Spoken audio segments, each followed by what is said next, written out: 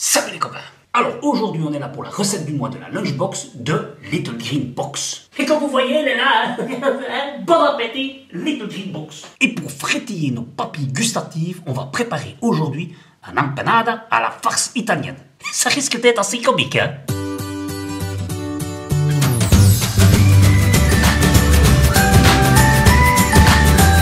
Bon alors, pour cela, dans la lunchbox, j'ai reçu des pommes de terre, hein, que vous voyez ici, d'ailleurs, on voit que c'est bien des pommes de terre bio parce qu'elles sont encore pleines de terre, donc on les lavera. Hein. Il y a des tomates cerises qu'on va laver, hein. On va d'abord les laver avant les pommes de terre. Hein. On a des olives, de la mozzarella, sel, poivre, noix de muscade, un peu de farine et surtout la pâte feuilletée pour faire les empanadas.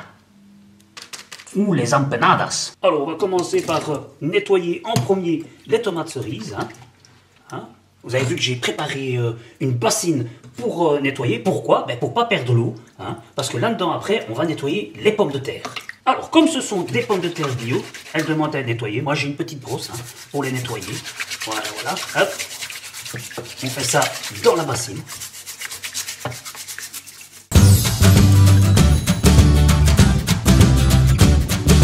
Bon, première opération, épluchage de pommes de terre.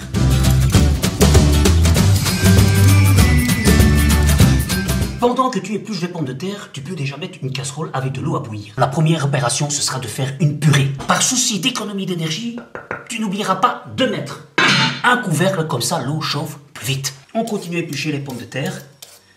Et sache qu'en fait, avec les pommes de terre bio, ce qui est génial, c'est qu'on ne gaspille pratiquement rien. Donc un petit truc, les épluchures de pommes de terre, on va les récupérer pour en faire des chips au four. D'ailleurs, si tu veux une petite vidéo sur le sujet de comment faire avec les épluchures des chips, hein, tu me mets ça en commentaire et moi je verrai s'il y a moyen de faire une petite vidéo là-dessus. C'était donc un deuxième truc.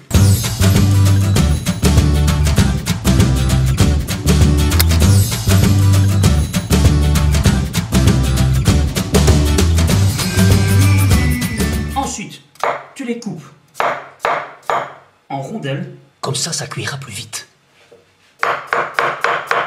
Et quand l'eau bout, tu plonges les pommes de terre dedans. Tu n'oublies pas de rajouter du sel, du poivre, de la noix de muscade, déjà tout dedans, hein, comme ça le goût s'imprègne des saveurs. Et ensuite, tu t'attaques aux tomates cerises. Alors, tu les écultes, parce que l'écule, ça tu vas pas manger, hein, c'est pas bon. Hein. Hop. Voilà. Et tu les coupes en 4. Alors pour ça, je prends un petit couteau. Hop, hop, hop, hop, hop, hop. Bon, je vais pas toutes te les faire en visionnage. Hein. Bon, une fois que les tomates sont faites, on passe aux olives, qu'on coupe aussi en 4. On va en faire 2-3 par personne, on est 4. Hein. 4 par personne, 4, voilà, 4, et 4, allez, il y en a une en trop, hop, pour moi. On fait la même chose avec la mozzarella qu'on coupe en petits morceaux. Voilà, les 3 ingrédients principaux de l'empanada sont prêts, hein, plus les pommes de terre qui sont à cuire. D'ailleurs, je vais vérifier maintenant si les pommes de terre sont cuites. Alors, avec un petit couteau, là, je pense que c'est cuit. On va pouvoir les égoutter et commencer à préparer la purée. Alors, j'ai égoutter les pommes de terre, je vais rajouter un peu de sel, un peu de poivre, un peu de noix de muscade. Je vais rajouter du beurre pour donner de l'onctuosité à la purée. Bon alors, comme moi j'ai pas de presse-purée, je passe tout au Thermomix. Mais sache qu'avec un presse-purée, c'est pareil, hein, c'est du pareil au même. Hein. C'est le résultat qui compte, hein, quelque part. Bon, voilà, ça va un petit peu plus vite, mais bon, j'ai ma purée. Pendant qu'on va préparer l'empanada, on va préchauffer le four à 180 degrés. Bon, maintenant, on va s'occuper de la pâte feuilletée. On va sortir et on va en faire des petites formes à l'aide d'un bol. On va, comme ça, le plus possible, faire des formes. Hop, on en a déjà une ici, qu'on met sur le côté. Une deuxième. Là. On peut-être bien faire une troisième ici. Ouais, tout juste. Troisième. Hop. Voilà. Et avec le reste, ben, on refait une...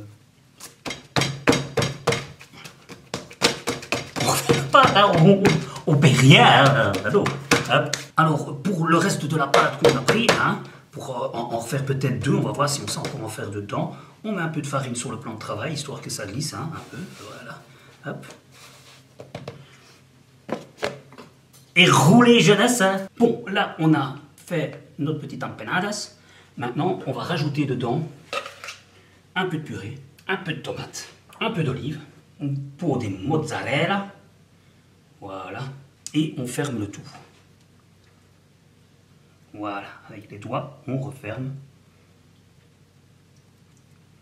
tout autour. Ah, elle est fermée. Hein, hop. C'est ne pas trop les casser. Hop. Et on les met là. Alors, elles sont prêtes à être enfournées. On les met au four à 180 degrés pendant 15 minutes. Histoire qu'elles soient dorées. Hein. Et je reviens vers vous juste après. Alors, je reviens vers toi avec ma petite bassine d'eau, hein, où on a nettoyé les tomates cerises et les pommes de terre. Et tu te demandes certainement pourquoi j'ai utilisé une bassine. Eh bien, c'est pour récupérer l'eau, pour arroser tes plantes. Ben oui, parce que quelque part, comme ce sont des produits bio, ben, il n'y a rien dedans, hein, juste de la terre. Et ben non, entre nous, si tu arroses de la terre avec de l'eau où il y a de la terre, ça peut pas faire de mal, hein, donc tu peux la réutiliser pour tes plantes. N'oublie pas, comme ça tu économises de l'eau, et en même temps tu économises ta facture d'eau. Voilà, je mets dans mon arrosoir, en espérant pas faire trop de conneries, voilà. Hein. Et comme tu vois, ben, je peux arroser mes plantes, hein. Et c'est pas magnifique ça. Voilà, et comme ça je peux faire pousser mon basilic, ma menthe, mon thym. Hein. Ça, c'était normalement un plant de poivron. J'espère qu'il va tenir l'hiver à l'intérieur. Hein. Voilà. Alors, je ne sais pas si tu as remarqué, j'ai quand même pas mal de basilic. Maintenant, si tu veux savoir comment faire du basilic à perpétuité, hein, je te propose d'aller voir une petite vidéo qui se trouve ici, qui t'expliquera comment faire. Ah, tu entends? Ça veut dire que c'est prêt. Hop, on sort du four. Alors, elles sont un petit peu débordées. C'est pas grave, hein, ça se mange aussi. Hein. Donc, ça veut dire qu'on doit un peu moins les remplir. Parce que ça gonfle. Voilà. Alors, on va aller déguster ça. Tu peux rajouter un peu de salade. Alors, petite astuce de fin. Si jamais il te reste un peu de tout, que ce soit la salade, que ce soit les tomates, les olives, la mozzarella et une pâte feuilletée, hein, eh ben, avec tous ces ingrédients, tu peux faire un autre repas. Une quiche, par exemple. Parce que sache que la salade peut aussi se manger chaude. Alors, on ne le fait pas souvent, hein, c'est pas trop dans les esprits, mais si te reste trop de salade, eh ben, tu peux l'utiliser dans un plat de pâtes, par exemple, ou une quiche. Hein, comme ici, il va rester probablement un peu de tout. On va le réutiliser pour une quiche. Tu vois, ça, c'est encore un truc à retenir. Allez, j'y vais, manger, bien déguster. Je crois que ça va être terrible. Hop.